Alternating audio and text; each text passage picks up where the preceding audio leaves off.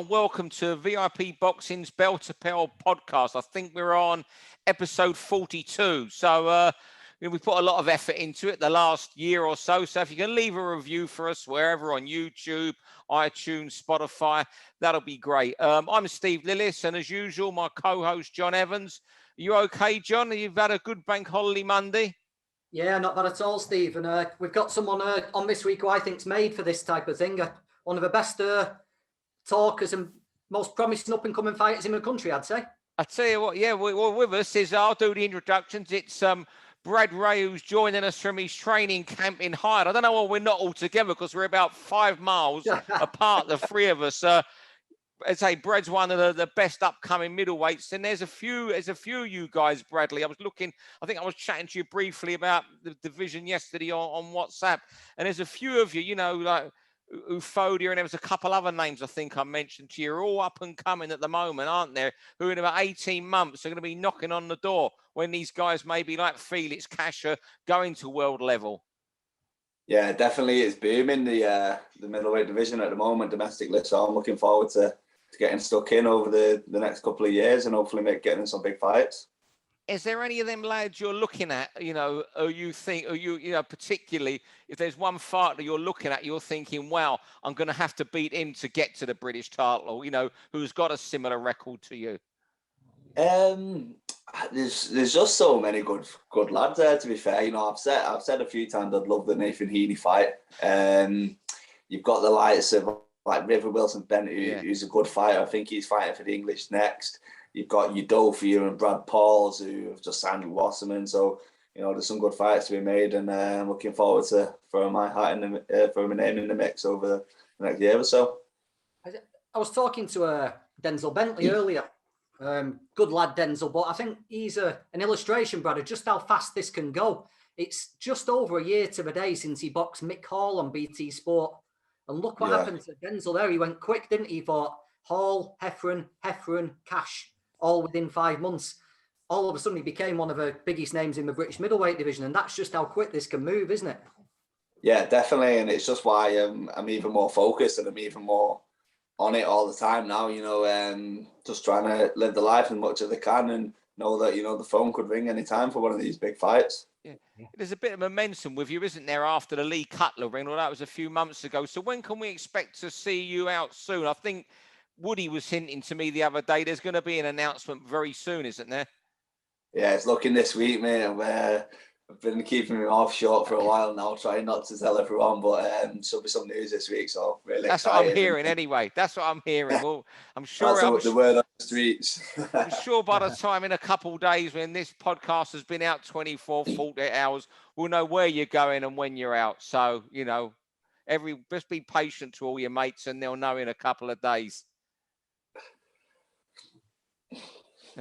Right, I tell you what, we'll get going, John. And John, we're not going to start with you this week. I'm sorry about that, because you got a good topic at the end. So don't hold it against me. What we do, Brad, 3-minute rounds, and at the end of the 3 minutes of every round, John gets a little bit nasty with his. Where's your bell? Oh, where's your bell? Because I'm starting, John. Have you got the timer ready there? We're all ready to go, Steve. You start when you want. Right. Round one. Wonder or waste, and I've got my, you know, I just wonder what you guys think. I know you would have all seen Anthony Cacace in action the weekend. I thought he was absolutely brilliant versus Sam Bowen, and he was just as good against Liam Woodstock. I think he did a better job on them than Archie Sharp or on Woodstock than Archie or Zelfa Barrett. But I just wonder if it's going to be one of those sort of Joe Selkirk type careers that doesn't get to where it should. His inactivity is crazy. I was looking earlier. He had 7 fights in his first 12 months. And since March 2012, he's only had 13 fights. That's 9.5 years. You know, the Sharp fight hopefully could be there. The Barrett fight, I don't think there's a chance in fighting Zelfa. He's not in the top 15 of any governing body. And I'm just hoping that he can get this activity, get his act together, and really make a splash, because I think he's a tremendous fighter, and a number of Irish boxers who've been saying for years how good he is off the scale. I just wondered where you two guys see him going over the next 2 years, whether he's going to make it or whether, you know, the inactivity is going to cost him. Yeah, go on, Brad. Yeah, like you said, inactivity for a boxer is probably the worst possible thing. But I think there's some massive fights for him to be made domestically, like you said. The Sharp fight is probably the most likely one, and if he can keep the ball rolling like he has been doing, like you say, look really impressive the other night. You know, I don't see why not. But is it too little, too late for him to push on to the kind of that world level, or even, you know, European and stuff like that? But there's some big fights to be made, and he's exciting and he's good to watch. So people are always going to want to tune in and watch him. Yeah, he's going to have to go on this British title route, isn't he? Because no one's going to volunteer to fight him, are they? No. It's going to take him working himself into a mandatory position or a good amount of cash. You know, Archie Sharp's right up there with a WBO ranking. Would he willingly fight Cacace unless he was getting a good payday for it? But I'm like you. I think Anthony could probably got rid of Leon, you know, in the second half of that fight. But he took his foot off the pedal, just got through to the end of it. I thought Leon actually boxed pretty well, actually. He had to, you know, to stay in there. But yeah, I think Cacace's got that little, what would you call it? Not an X factor, but that little element of danger, hasn't he, when you fight him, where he could really do some damage, you know, maybe a little bit more than the other super featherweights. Yeah, that's what I'm saying, John. The fact he hasn't got that top 15 ranking, it's going to be so hard for him at 32 to get that. Say, for example, someone like Brad suddenly appeared at 15 in a ranking. You'll be happy to take 2.5 years, get into that mandatory position. You can pick your fights, but he hasn't even got a world ranking. And if he might get a world ranking now, but he's still going to be going in the, you know, at the lower echelons of it, where he hasn't got the time to you know, to build up to the mandatory. And no one's going to want the round two. Over to you, Brad. And I think you're going to talk about a fighter that everyone is a fan of right now. He's so hot, Josh Taylor. Yeah, I just think Josh is probably one of the best, most complete fighters we've had come out of Britain in, you know, I don't know, one of the best I can remember. Obviously, I'm only young in my lifetime, and I like watching all the old fights and stuff. And I just think he's just so complete. He can do it all. And I just think it's hard to look, you know, at the weights, especially in the weight he's in below, he is now, but even below and above, for fighters who could possibly beat him. And I think the two that stand out for me are Teofimo down at lightweight and Crawford above. But even then, you know, there'd be close fights, and on his night, I'd back him on beating. Well, definitely Teofimo. Crawford's a big ask, but you know, you never know with the way he's looking, and he's just getting better anyway. Just getting better all the time. And, you know, I really don't know if there's anyone out there that can beat him. Crawford's probably the one that stands out to me. But like I said, on his day, especially with the way Josh has been performing, I think he'd be up to it. So that's the level he's at, isn't he? When we're talking about Teofimo and Crawford as the two who could beat him. He's at that elite level. I'm like you, Brad. I love him. You know, he will fight anybody. And do you know what else I like about him? He's got that nasty, spiteful, horrible streak. You know, he's showing it against Ramirez, didn't he? He was hitting on the break and he was working it, and I love that about him. He's just anything to win. Anything to win. And he's even like that on his Twitter and his Instagram. If someone slights him even a tiny little bit, he's on them, isn't he? Freddie Roach was joking about him last week, and Josh took it the wrong way, and he was like an attack dog straight on him. I love that about him. Yeah, he's one of my favourites at the minute. I'll just go a bit off. I agree with you. I think only the elite welterweights can give him a fight right now. If he's at that 18 to 24 month peak that great boxers seem to go on. But going back to the nastiness, and I might get cut off here. About a year ago, I had to take him to a press conference in Glasgow because he was in Manchester, staying about a mile from me at a village in Ashton. And we had a nightmare journey getting up there. We had to get a cab from Carlisle. When we got a cab back to Carlisle to get to Manchester, we had about 2 hours to kill. We went in a Nando's for about 2 hours.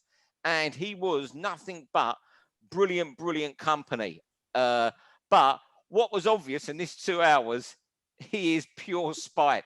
He's nasty. He is just nasty. You know, he's got that nasty thing about the way he would speak about fighters. When he says he wants to hurt them, he means it. And by the way, when I say he's nasty, he's a lovely fella if you sit down with him as well. Really nice guy. But fighters just aren't the same even after they beat him. Campos, Postel, Martin, Baranchek have all been beaten since he beat them. And they're, you know, he's I'm cut off there. Round 3, over to you, John. A man who might be who's been mentioning Josh Taylor. Yeah, well, whisper it. Don't say it too loudly, but I think we're getting closer and closer to Gervonta Davis fighting a big name at his own weight. You know, he held these 3 WBA belts, didn't he? Super feather, lightweight, and light welter. They've made him give up the super featherweight one, and that narrows his options now to lightweight and light welterweight. And if you look at the names in those divisions, it's going to be pretty much impossible for him not to fight a big name now. You know, Barrios has got to be his last guy that's not a top 5 fighter. I love Tank. I think he's a little bit like Taylor, actually. I think he's got that nasty streak. You know, he's produced some horrendous finishes, hasn't he? And I think he actually would fight people. I think it's probably the people behind him holding him back.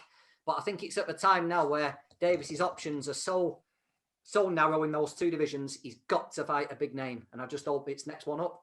I've got a feeling he's going to be one of those fighters we only see once some years, twice a year if we're lucky. I've just got a feeling he's going that sort of Floyd Mayweather route where it's all about the money and we're not going to be a champion that fights 3-4 times a year. But as you say, John, the fights for him, Devin Haney, Teofimo, Josh Taylor down the line if he jumps up to light welter, Lomachenko, Ryan Garcia. There is so much out there for him.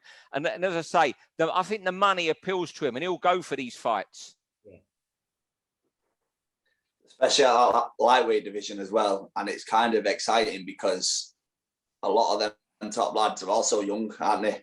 They're all early 20s, a lot of them still. And so whereas, you know, when it got to Floyd and Pacquiao and that kind of era of fighting and it happened a bit too late, surely these have got to get in with each other while they're all in the primes and they're all, you know, still in the prime of the career. You've got Haney and Garcia and obviously Teofimo. You know, you might have heard people comparing to potentially, you know, the likes of Hagler and Hearns and Joanne and Leonard, and it's a big ask, but you never know over the next few years. You know, you could see some great fights with him. You hope so, because sorry, John. If we're going to mention them in them terms, we've actually got to get in the ring.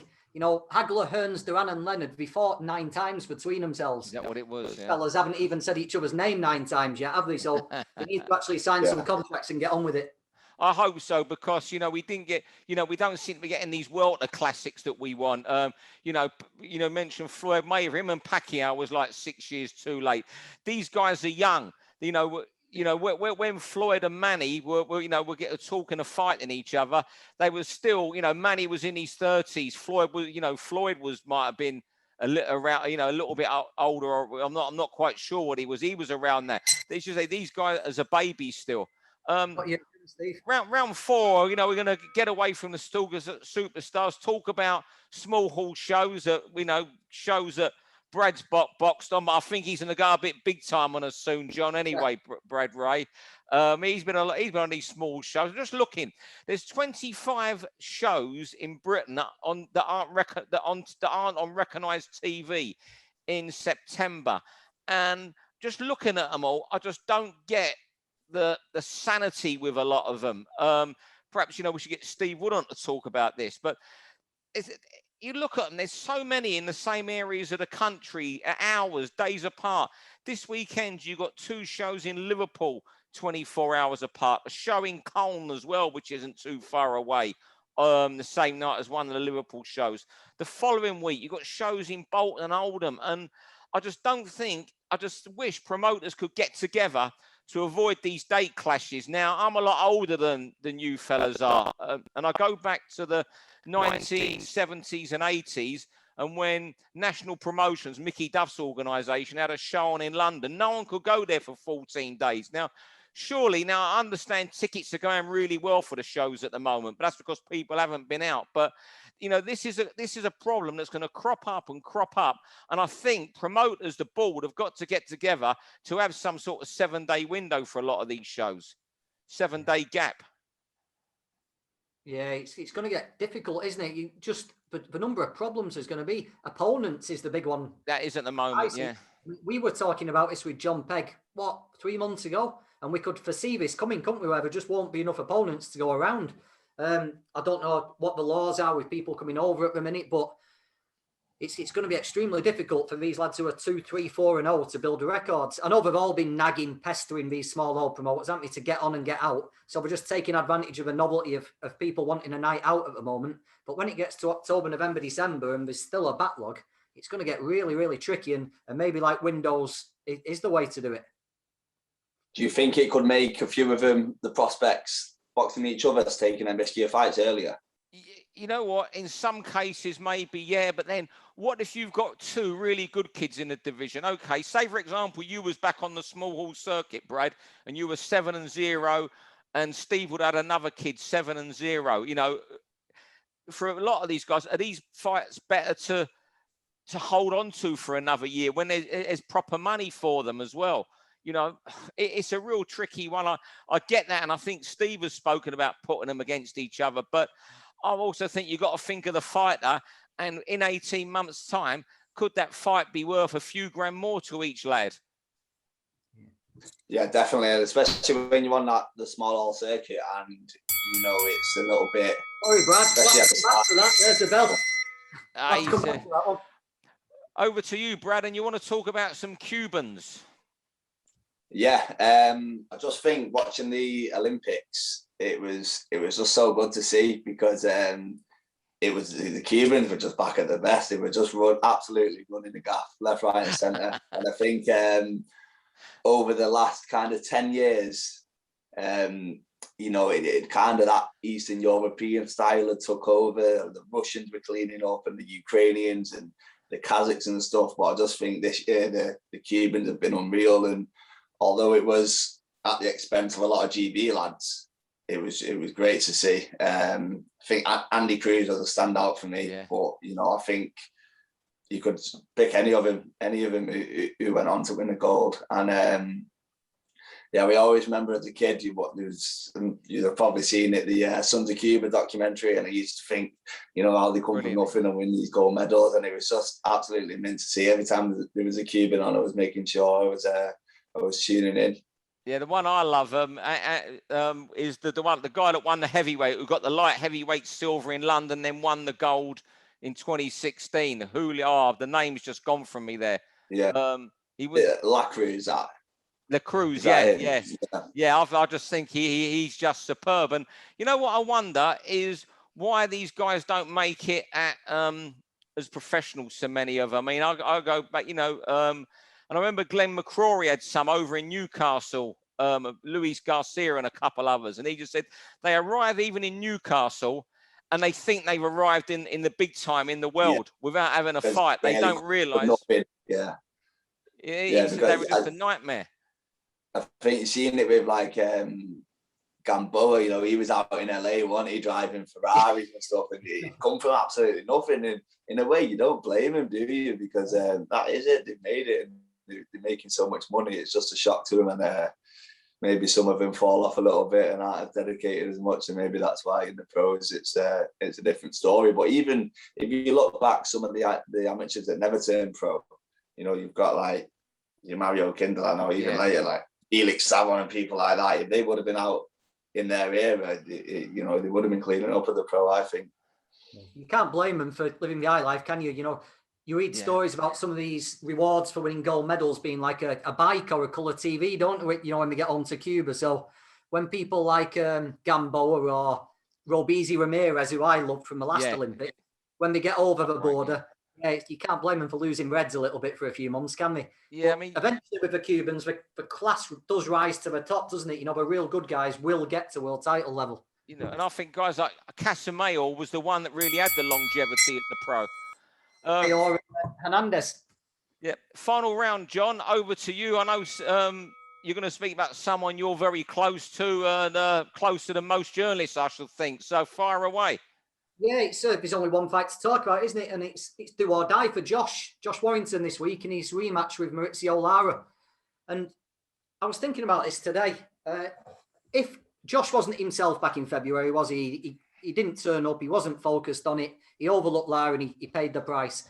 And if Lara had out-hustled him and won a decision, I think everybody would be 100% confident that Josh could turn it around this weekend. But it was such a bad beating. Yeah. You know, it took so much damage. I don't think anybody, and I'll include Josh in this, knows what's going to happen the first time he gets hit. You know, Josh might be 100%, but what happens when Lara lands that right hand? Will Josh have stuff he just mentally can't get over when he walks to the ring? It's a complete unknown for me. I've spoke to Josh a lot, and he's fully banged up for this. And if he is himself, if he is 100%, if he's fully focused, I think he'll come through it. I think he'll win on points. I think he'll come through and just move on. And hopefully the biggest fight of his career isn't Maurizio Lara at Headingley Stadium. Hopefully he still gets this unification. But there's that little 1% in everybody's mind. Even his closest friends and family will have that 1% mind. What happens the first time Lara lands? Yeah, definitely. Because it was like every time you hit him, it looked like you hurt him last time. And like, you know, I'd love Josh to do it, but it's a very big ask. I think the fans are going to have a massive difference, an absolutely massive difference. I think half of me is kind of saying it's going to be an easy fight for him. It'll make that much of a difference. And I think we'll all go, wow, that's how much of a difference his fans make. And got my fingers crossed. Can't wait. Really looking forward to that fight. I hope Josh pulls it off. You know what? I think, you know, John, I'm really worried about the fight.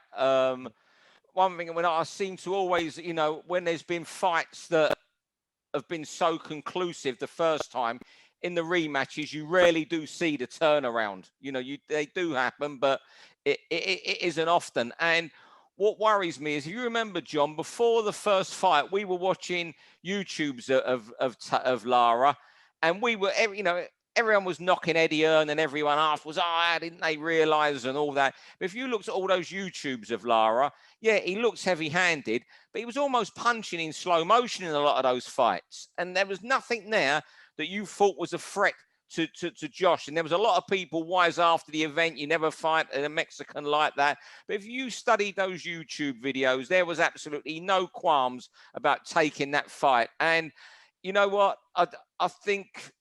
I worry about the fight again this weekend because of how conclusive. And we know Josh is right. And you've been telling me, John, for a few weeks when we spoke that, you know, Josh is bang on. But that was such a belting in that last fight. And, you know, round 5, what happened. And, you know, maybe if he hadn't gone out, you stopped him round 5, I would have been a little bit more confident. I think it's such a hard fight for him. And we know Lara will be right himself. You know, for Lara, he's the sort of guy, he isn't a name Mexican. So if he lost this week, he could vanish back into obscurity. You know, since that fight, you haven't heard Lara being spoken of as some Mexican star in the making by any American or Mexican writers. You haven't seen that. You know, and he's been in Croatia training, you know, so I think it's a big ask for Josh this weekend. And, you know, this is when you call it do or die, is, you know, if he loses, that is it is the end. If he wins, there is a big fight out there for him, because, you know, and if Josh, unfortunately, you know, we all want him to win this weekend. You know, he's one of the nicest guys you can meet in boxing. He's done it the hard way on small hall shows. You know, you can't not want this guy to win this weekend. But it's a big ask. But I'd love him to win and then get that big fight that he craves before he finally does bow out. Because we do know that Josh is looking at the final, is in the final furlong of his career. He admits that himself. Let's just hope it goes right for him. Yeah, it's like you said, I know there was a few opponents got turned down before Lara. TV channels didn't think they were good enough and turned them down. And I think Lara might have been third choice. But at that point, Josh was flying. You know, he should have just taken care of him. You know, you can say afterwards, yeah, heavy-handed Mexican, you don't fight them. But Josh was in the form of his life, coming off that smashing of a French guy to Cooch. He shouldn't have had any fears. And it just went horribly wrong. And I just hope it's not gone wrong to such an extent that it's left scars that he can't get over. And like, I shouldn't be biased doing this job really, but my fingers are crossed that he can get through it. Just get past. Doesn't matter how you win. Don't matter how scrappy it is. Just get past this. Prove it was an off night, and just get this big fight on to finish your career with. You know what? You're allowed to be biased, John, sometimes, because because although you're right about the sport and commentate on the sport, and you know, there's some fighters you just seem to care. We just can't help caring for more than most. I mean, you know, we're boxing fans as well as journalists, and Josh comes into that category, I think. Yeah, he's a top. I'm sure you've been around him, Brad, haven't you? And I think early on in his career, people might have had the wrong idea about Josh. You know, with the Leeds fans going mad when Sky went, and they just put two and two together and tied him in with the football earlier, all this carry on. They couldn't have been more wrong. You know, him and his dad and the people around him are good people, and let's hope he can do it. Yeah, I think he's come up the hard way, hasn't he? And I think especially being a small hall boxer like me, you kind of think, well, if he can do it, I can do it. So I've always loved watching him fight, and I've always backed him. Well, I've not always backed him. I've wrote him off before, and I've said I'm not going to make that mistake again, because I wrote him off twice before when he's pulled it out of the bag, and you know he's got it there that he can pull it out of the bag because he's already done it. I like you, Brad. Is that something you do look at and think, well, and you can like break Josh's career down into stages, can't you? He plodded away on the small hall. Then I remember he got the fight with Samir Moonami on a Sky undercard for. That's right, yeah, in Hull. He was the away fighter. He was the away fighter, and then you get into the middle part of his career where he's building up British title and starting to headline, and then he breaks through to world. Is that like a plan that you can follow?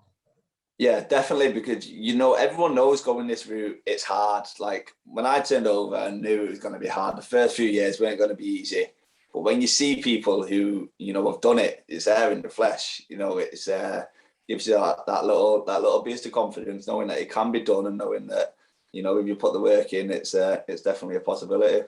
That's it. It's what we were talking yesterday, Brad, about, you have to put in the hard work. And you know what? Maybe, you can say not a bit of luck. Josh would have got the chances. But, the football fan backing and the ticket selling certainly has given his career a big shove. And it's like Nathan Heaney now. And, look, I'm not here to say, how good Nathan is or not good. Well, a lot of people, there'd be a lot of middleweights would fancy their chances against him. But you know what? He's getting his breaks through the football crowds. He gets following him, the Stoke fans, and you just got to wish guys like that. Good luck to him. I'm glad you've got it, because it's a hard old sport to get out there. Yourself, Brad. You've been on the small hall circuit. You're hopefully going to move on now. It's a hard sport, and anything you can get to help you got to take it. 100%. Yeah, I think a lot of it is. Jealousy when people look at him on these big shows and stuff. They're thinking, that could be me. But like you said, it's hard enough as it is. If you any chance of getting a little leg up, you've got to take advantage of it. And how about that, right? If your career is going to mirror one like Josh, fighting on an undercard on TV in the away corner against a home ticket seller, it's all lined up, isn't it, for you against Heaney to be the first step of your career? I love it, mate. They know Steve Wood's number. Got on phone, I'm here waiting. I tell you what. I saw Florian Marku calling him out. Nathan, look, I don't know if you know Nathan at all. He is a lovely fella. I don't think there's a fighter in Britain who's getting more people calling him out. I saw your tweet the other night. I was on a train. I was rushing back from, I just got in from London from football. And I saw your tweet, Brad, about if you can get me to Birmingham in an hour, I'll take the fight. You didn't even discussing money. You know what? But you know what? And I just wish him good luck to him. And I hope before he does lose, I just hope Nathan makes good money. Yeah. Oh, gets that night, because it'd be good, wouldn't it? It'd be good to see Stoke's stadium full for a night, I think. Yeah, let him have his night. I think they'll get to that stage with him. You think you're talking next summer, that's only another 3 wins, and you can get to that stage with Nathan. And you put something like the Dubois-Joyce rematch or something on the top of the bill, you have a big night there. Yeah. And just another one, Brad, before you go, you've got Bentley coming up against Andrew Robinson. We're talking about Josh taking a bit of a pasting off Lara and coming back. Denzel had a hard night with Felix Cash, didn't he? It was a tough one for Denzel, that. And Andrew Robinson's no mug. How do you see that one going? Yeah, them type of fights, like you said for Josh, it could be, you can never be the same after a tough night's work. But I think with Bentley, because he is quite young and he's not been in many of them fights, like you said, he kind of progressed really fast, didn't he? Just over a year or so. And I think he's going to come back. I think he's a good fighter, a solid fighter, and she'll get the win. Yeah, I think he'll do a number on Andrew. I think Andrew, you know, the hard fights are catching up with Andrew as well. Now you know, obviously the Liam Williams was a beast that night, but you got to go back.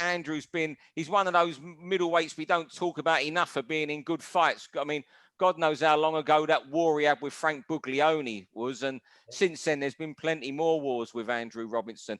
Really, he's a middleweight I've really enjoyed watching, Andrew. But I think he's at that stage now where, you know, he's at that almost, you know, if you do a job on him properly now, you can go on. He is very much the gatekeeper now, isn't he? He is. And there you go, Denzel add into the mix of, you got Brad, you got Nathan, Denzel, full of characters, middleweight division, and let's hope, like the world lightweights, we all get to see them sort themselves out over the next 2 years. And just one more question while I've still got a couple of minutes before we get cut off on this. Just your opinions on Felix Cash, Brad.